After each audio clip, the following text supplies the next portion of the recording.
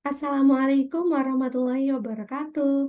Di video kali ini kita akan membahas pengujian korelasional. Oke. Nah, pengujian korelasional ini bertujuan untuk melihat apakah terdapat hubungan atau keterikatan antara eh, dua variabel ya. Kalau hari ini kita akan membahas korelasi yang sederhana. Nah, jadi kita akan melakukan pengujian untuk dua buah variabel. Nanti ada lagi korelasi berganda. Itu kita ingin melihat hubungan atau keterikatan dari lebih dua variabel, gitu ya. Nah, cuma di video kali ini kita hanya membahas yang dua saja ya. Oke, jenis hubungannya nanti bisa bersifat itu positif atau negatif.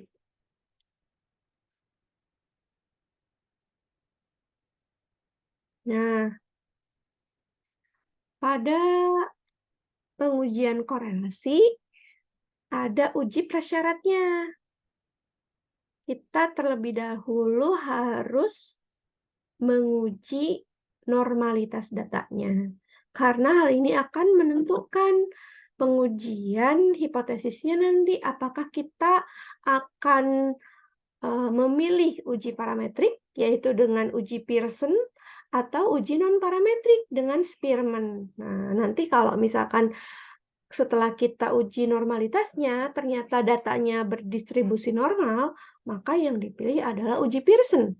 Sedangkan kalau nanti berdasarkan hasil pengujiannya, datanya tidak berdistribusi normal, maka yang dipilih adalah uji Spearman. Nah, ini langkah-langkahnya. Langkah-langkahnya sangat sederhana, teman-teman. Tidak banyak. Analyze korelasi bivariat. Ya, nanti kita coba untuk SPSS-nya. Nah, untuk hipotesisnya, di pengujian korelasional ini, H0-nya tidak terdapat hubungan antara variabel X dengan variabel Y, sedangkan H1-nya terdapat hubungan antara variabel X dengan variabel Y. H0-nya ditolak jika nilai sigtotalnya nanti kurang dari 0,05, sedangkan H0-nya diterima jika sigtotalnya lebih dari 0,05. Nah, pengujian korelasional ini sama dengan uji validitas yang sebelumnya kita bahas. Ya, nah ada kategori dari nilai korelasinya nanti. Ketika korelasinya sama dengan korelasi maksimal, maka hubungannya sempurna. Kalau dari 0,08 sampai 1 ya, hubungannya sangat kuat, 0,6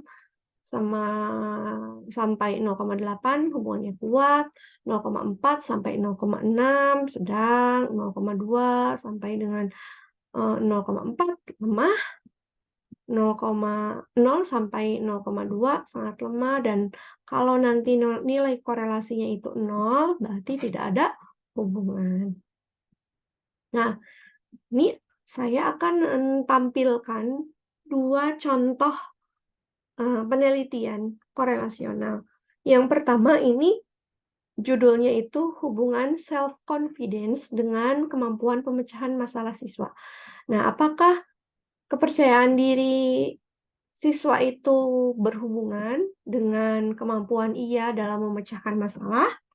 Nah, ini hipotesis yang bisa kita buat. Itu ya. Hipotesis nolnya tidak terdapat hubungan antara self-confidence dengan kemampuan pemecahan masalah siswa, sedangkan hipotesis risetnya terdapat hubungan antara self-confidence dengan kemampuan pemecahan masalah siswa. Nah, ini tadi kita ingin meneliti tentang self-confidence dan kemampuan pemecahan masalah ya. Nah, self-confidence ini termasuk sikap.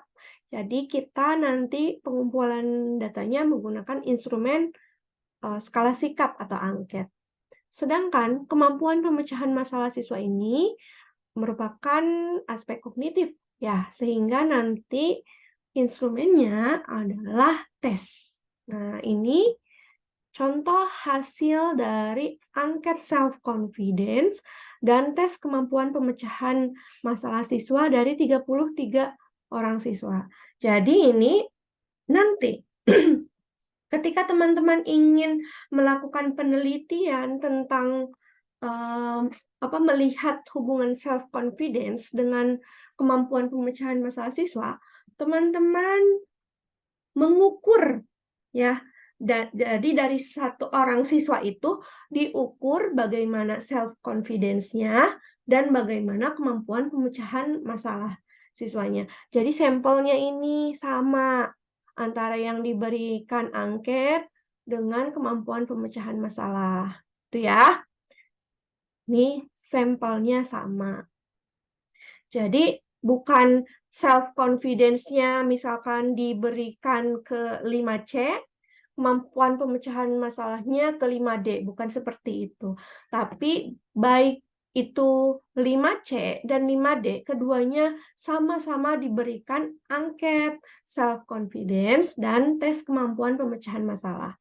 Seperti itu ya, teman-teman ya. Oke, kita coba untuk melakukan pengolahan datanya. Ini saya sudah siapkan datanya di Excel. Nah, seperti biasa, kita buka SPSS-nya.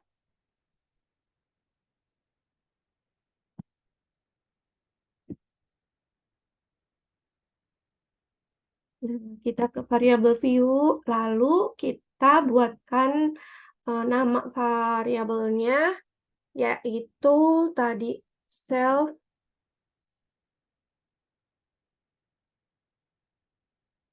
confidence dan pemecahan masalah. Oke, sudah ya. Tadi kita punya angketnya itu dan nilai tesnya berbentuk bilangan bulat. Jadi seperti biasa desimalnya kita nolkan. Oke, kalau sudah seperti ini, silakan teman-teman untuk menginput nilainya. Oke.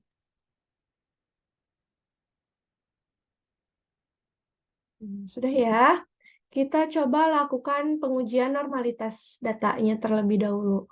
Seperti biasa, analyze, descriptive statistik, explore, masukkan kedua variabelnya ke dependent list, plots-nya jangan lupa dipilih normality plots with test-nya. Oke, continue, oke. Nah, kita lihat. Nah, untuk self-confidence, nilai SIG-nya itu 0,200 dan sama kemampuan pemecahan masalahnya juga nilai SIG-nya itu 0,200. Kalau lebih dari 0,05 maka berdistribusi normal. Nah, kalau normal tadi kita lanjut ke pengujian hipotesis dengan uji Pearson. Ya, karena distribusinya normal. Kita klik analyze, lalu korelasi, kita ketik bivariat. Nah, karena hanya dua variabel yang akan kita lihat korelasinya. Nah, kita masukkan variabelnya, lalu kita pilih Pearson, ya. Oke.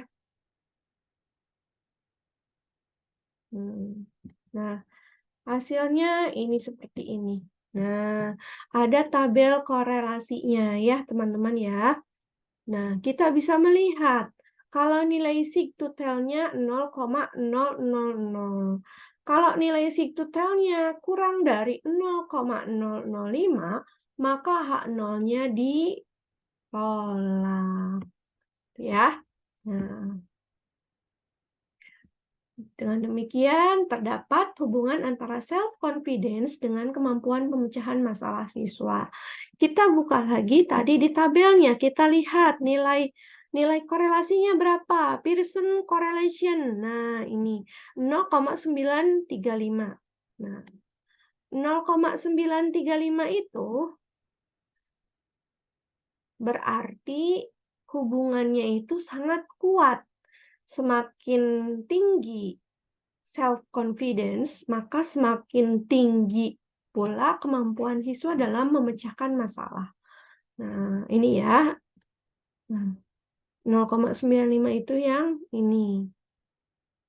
Ini kan kurang dari 1. 0,8 sampai kurang dari 1. 0,935 tadi. Hubungannya sangat kuat. Itu ya. Nah, sekarang yang tadi itu kan uji parametriknya.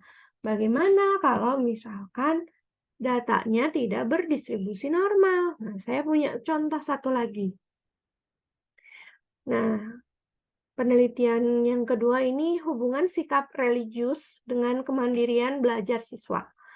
H0 yang bisa dibuatnya seperti ini. Tidak terdapat hubungan antara sikap religius dengan kemandirian belajar siswa. Terdapat hubungan antara sikap religius dengan kemandirian belajar siswa. Nah, ini juga sudah saya siapkan datanya di Excel. Oke.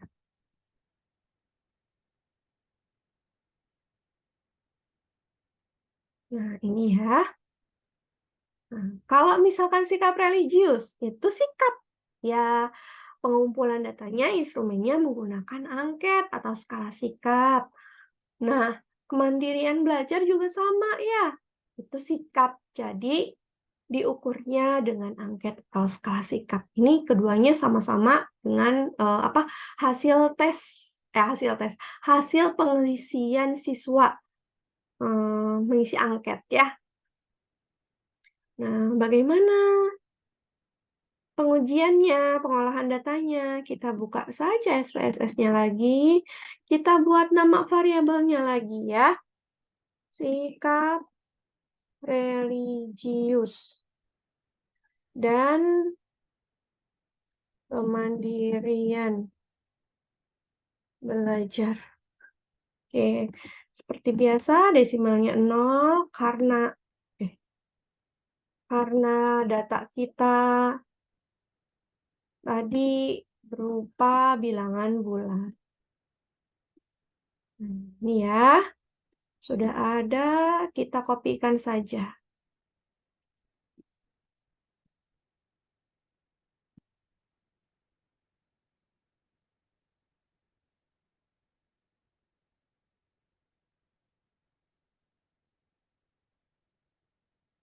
Sudah, kalau sudah kita uji normalitasnya. Kita masukkan variabel yang ingin kita uji normalitasnya, sikap religius dan kemandirian belajar siswa. Plots-nya oke, sudah dipilih, normality plot suite test-nya. Lalu oke. Kita lihat kalau sikap religiusnya itu, nilai sig-nya itu 0,195, dia berarti berdistribusi normal, tapi kemandirian belajarnya kurang dari 0,05, hanya 0,013 nilai signifikansinya. Maka ini menggunakan uji non-parametrik. Nah, tadi uji non-parametriknya menggunakan uji Spearman. Nah, caranya sama seperti yang tadi. Analyze korelasi bivariate. Nah, cuma di sini kita masukkan variabel yang akan kita lihat korelasinya, sikap religius dan kemandirian belajar. Hanya bedanya ini. Tadi Pearson, sekarang yang diklik adalah Spearman. Nah, lalu oke. Gimana ini hasilnya? Nah, ini nilai sig totalnya kurang dari 0,05, 0,19 ya. ini 0,019. 0,019 itu kurang dari 0,05, maka nolnya ditolak. Dengan demikian, terdapat hubungan antara sikap religius dengan kemandirian belajar siswa. Nah, hubungannya bagaimana kategorinya? Kita lihat lagi nilai koefisiennya. Nah, di sini nilainya 0,433. Ya. Nah, 0,433 artinya hubungan antara sikap religius dengan kemandirian belajar sedang hubungannya. Itu dari mana? Kita lihat tabel 0,433 itu. Nah, di sini ya. Nah, hubungannya sedang. Nah, itu teman-teman untuk pengujian normalitasnya. Silakan dicoba untuk melakukan pengujiannya, lalu dikerjakan latihannya. Mungkin itu saya akhiri dengan wassalamualaikum warahmatullahi wabarakatuh.